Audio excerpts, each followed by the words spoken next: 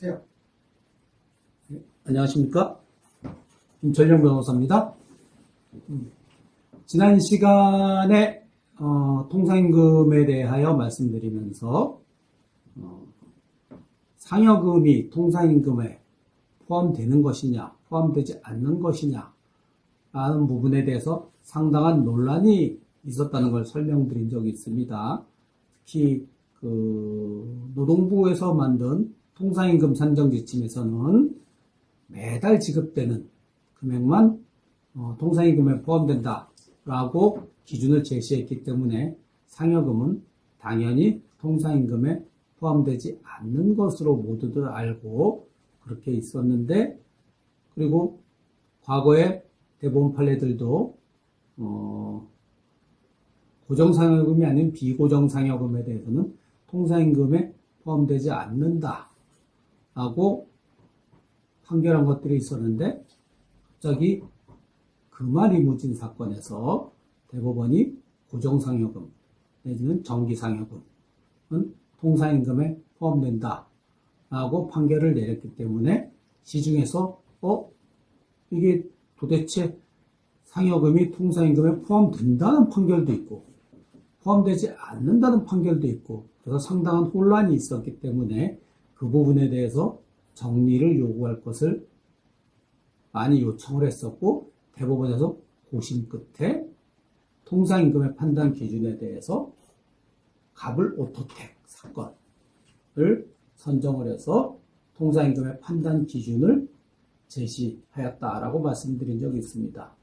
자, 가불 오토텍 대법원 판결은 2013년 12월 18일 선고된 전원합의체 판결입니다. 통상임금의 판단 기준에 대해서 상당히 구체적이고 자세하게 판결했기 때문에 판결문의 내용이 상당히 깁니다. 그런데 그게 우리 대법원 판결의 특징인지 뭔지는 잘 모르겠지만 너무 어렵습니다. 노동법을 30년 동안 한 저도 판결 읽으면서, 물론 거의 대부분은 한 7, 80%는 다 이해가 되지만은 그 중에서 이해가 되지 않는 문장들이 상당히 있었습니다. 법이라는 것이 모든 사람들이 그래도 읽으면 이해할 수 있을 정도로는 쉽게 만들어야 되는데, 우리 대법원은 논리적 명확성, 이런 것들을 중시해서 그런지 지나치게 논리적 엄격성 이런 걸 따지다 보니까 문장을 쉽게 쓰지 않습니다. 그래서 읽어보면 이게 무슨 말이지? 하는 그런 것들이 꽤 많이 있습니다. 아무튼 가불 오토텍 판결로서 대법원은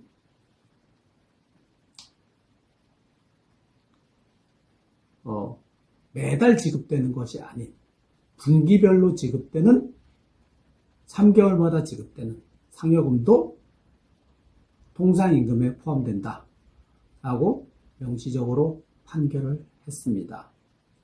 다만 대법원은 통상임금에 대한 개념 규정에 있어서 정기적, 일률적으로 지급되는 것을 통상임금이라고 시행령에 적혀 있는데, 거기에 더해서 고정성이라는 요건을 하나 더 집어넣습니다. 즉, 고정적으로 지급되는 것은 통상임금이지만 고정적으로 지급되지 않는 것은 통상임금에 포함되지 않는다라고 판결을 했습니다. 그러면 고정성이라고 하면은 일반 사람들이 이해하기 어렵기 때문에 이걸 시중에서는 뭐라고 불렀느냐? 즉, 회사의 상여금 지급 시점에 회사에 재직하고 있는 사람들에게만 지급하는 상여금은 고정성이 없어서 통상임금에 포함되지 않는다는 겁니다. 즉, 알기 쉽게 말씀드리면은 369, 12 해서 분기별로 지급되는 상여금이 있는데, 어느 근로자가 1월, 2월까지 근무하고 퇴직을 했다.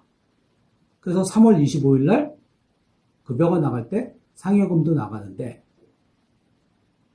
만약에 그 상여금이 3개월 중에서 2개월을 근무했기 때문에 상여금의 3분의 2만큼 지급을 하면은 그거는 고정성이 있다고 보는 겁니다. 즉 기본급과 같은 개념이라는 거죠. 그건 통상임금에 들어간다는 겁니다. 그런데 그렇지 않고 재직자 규정을 두어서 상여금 지급 당시에 회사에 재직하고 있는 자에게만 지급한다 라고 하면은 3월 25일 날 재직하지 않은 직원은 2월 달에 퇴직을 하건 아니면 3월 20일까지 근무하고 퇴직을 했다 하더라도 지급 당시에 재직자가 아니기 때문에 상여금을 지급받지 못한다는 겁니다. 즉 이런 상여금은 고정성이 없기 때문에 통상임금에 포함되지 않는다 라고 판결을 했습니다. 그래서 시중에서는 다 빼고, 복잡한 얘기 다 빼고 재직자 규정이 중요하다 라고 인식하게 됐습니다. 즉 재직자 규정이 들어가 있는 상여금은 통상임금에 포함되지 않고 재직자 규정이 없으면은 통상임금에 포함된다 라고 인식을 하게 된 겁니다. 어찌됐건 가부로또택 판결은 논리적으로는 어느 정도 명확성을 갖췄을지 모르겠지만 이게 현실하고 부합되느냐 하는 문제는 또 별개의 문제입니다. 이 부분에 대해서 이건 순전히 저희 개인적인 사견입니다. 사견인데 저랑 똑같은 생각을 하고 하신 대법관도 한 분 계시더라고요. 가부로또택 판결에서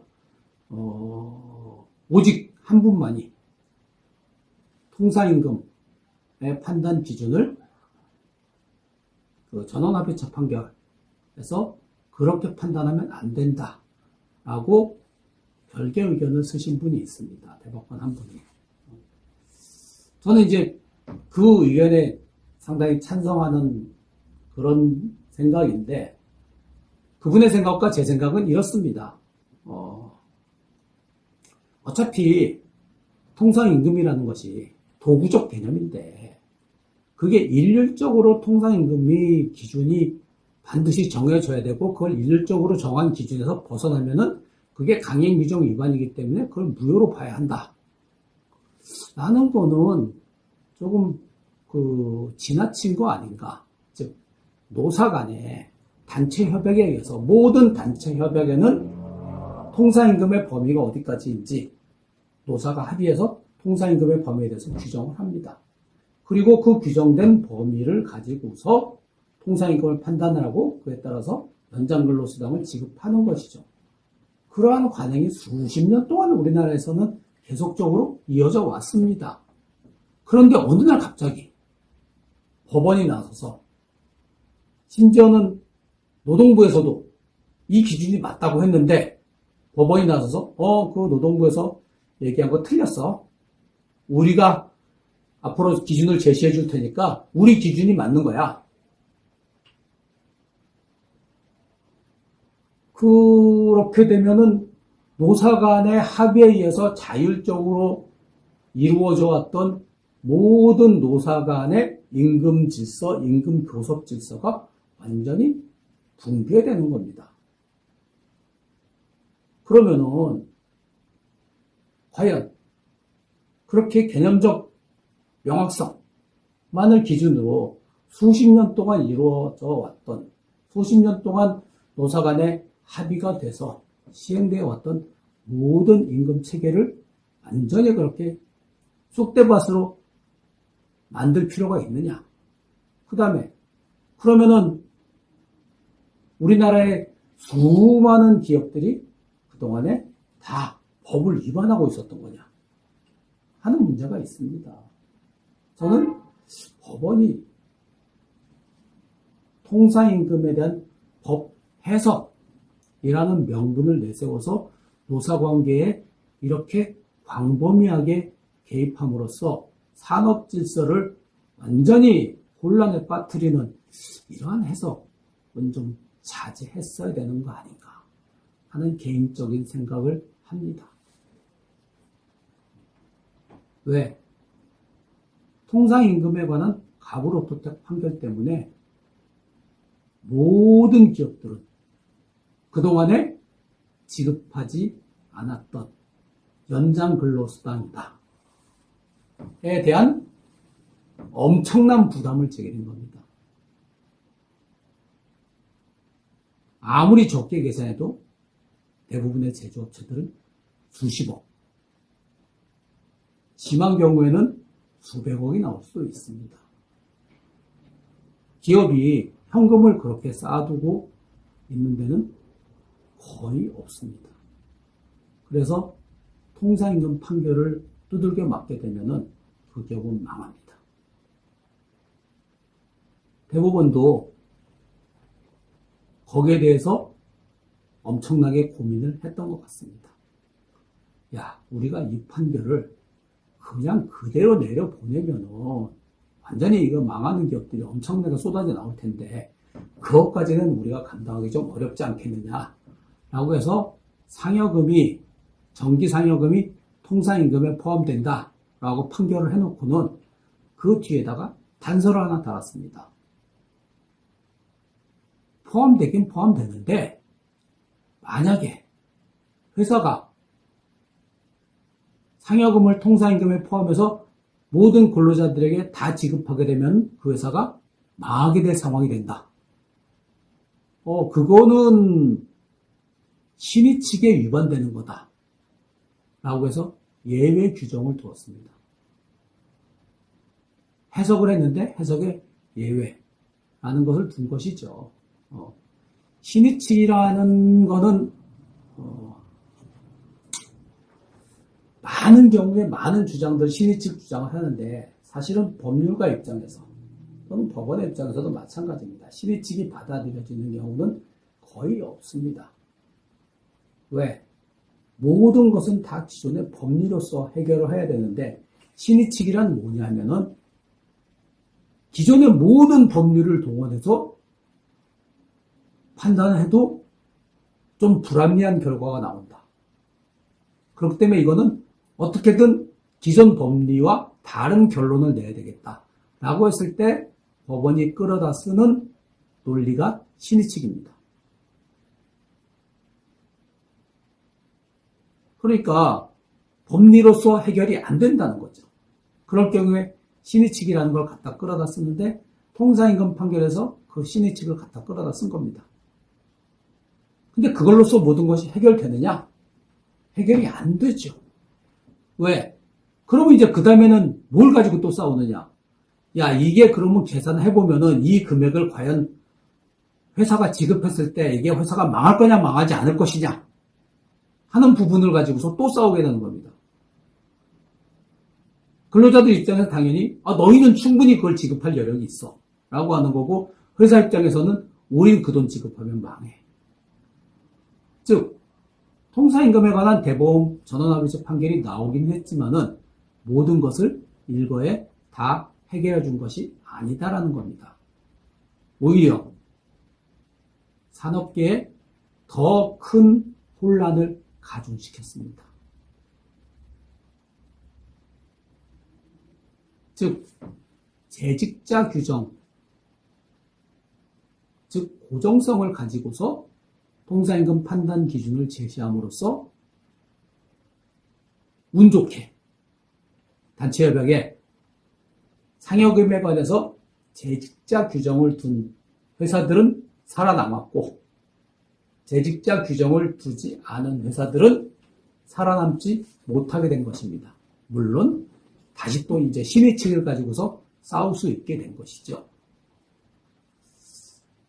도구적 개념에 너무 이렇게 일률적으로 법원이 판단 기준을 제시하고 모든 회사는 이 기준에 맞춰야 되고 이 기준을 맞추지 못하면은 다 그거는 강행법규 위반이기 때문에 무효야. 그래서 거기에 따라서 추가적으로 너희들이 몇십억이 됐든 몇백억이 됐든 다 지급해야 돼. 이렇게 하는 것이 기존의 임금질서를 지나치게 간섭하는 것이 아닌가 가급적 자본주의 사회 내지는 민주주의 사회에서는 노사 간의 문제도 사적 자치에 의해서 해결하도록 맡겨두고 그것이 사적 자치에 맡겨뒀을 경우에 근로자에게 지나치게 불리하거나 아니면 위법 행위가 있거나 이건 지나치게 불공정하다고 판단될 경우에만 예외적으로 법원이 개입해야 되는 것이지 객관적으로 봐서 아무런 위법 행위도 없었는데 너희들이 법 해석을 잘못했어. 저희는 국가에서 즉 노동부에서 해준 대로 따랐는데요. 그거 걔네는 법을 잘 몰라서 그래. 우리 법원이 노동부보다 훨씬 법을 더 잘 알아. 노동부는 통상임금의 범위에 대해서 법을 잘 몰라서 그렇게 해석한 거야. 그러니까 우리 판결대로 해. 너희가 망하건 말건 우린 상관없어. 단 너희가 정말로 망하게 될 것 같으면은 우리가 그거는 용서해 줄게. 근데 망한 건지 안 망하는 건지는 그것도 우리가 또 판단해 봐야 돼. 라는 것이 통상임금에 관한 가브로토텍 전원 합의체 판결입니다. 이 통상임금에 관한 가브로토텍 전원 합의체 판결은 그나마도 또 얼마 가지 않아서 뒤집어지게 되는데 이건 더 큰 문제가 있다고 저는 생각합니다. 그거는 다시 전원합의체 판결이 뒤집어지게 되는 경우에 대해서 말씀드리면서 설명을 하도록 하겠습니다. 오늘은 여기까지 하겠습니다. 감사합니다.